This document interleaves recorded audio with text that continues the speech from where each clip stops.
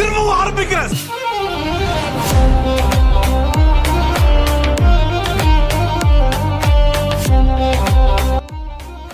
Hi brothers and sisters, எல்லாருக்கும் வணக்கம்.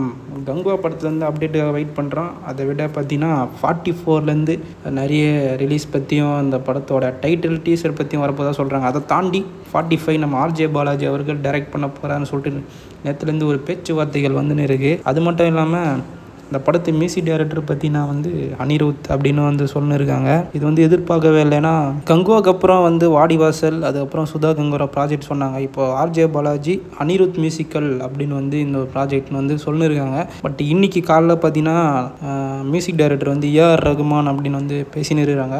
இது எந்த அளவுக்கு உண்மைலாம் தெரில. இப்போ 44 நம்ம கார்த்தி சுப்ராஜ் படம் பார்த்தீங்கன்னா படம் எடுத்து முடிய போகிறாங்கன்னு சொல்லிட்டு ஒரு அனௌன்ஸ்மெண்ட் பண்ண போகிறதா பேசினு இந்த வாரத்தில் அப்டேட் வரும்னு சொல்கிறாங்க. அது எந்த அளவுக்கு உண்மைன்னு தெரில. அப்படி இருக்கிற டைமில் இப்போ 45 நம்ம ஆர்ஜே பாலாஜி தான் டைரக்ட் பண்ண போகிறான்னு சொல்கிறாங்க.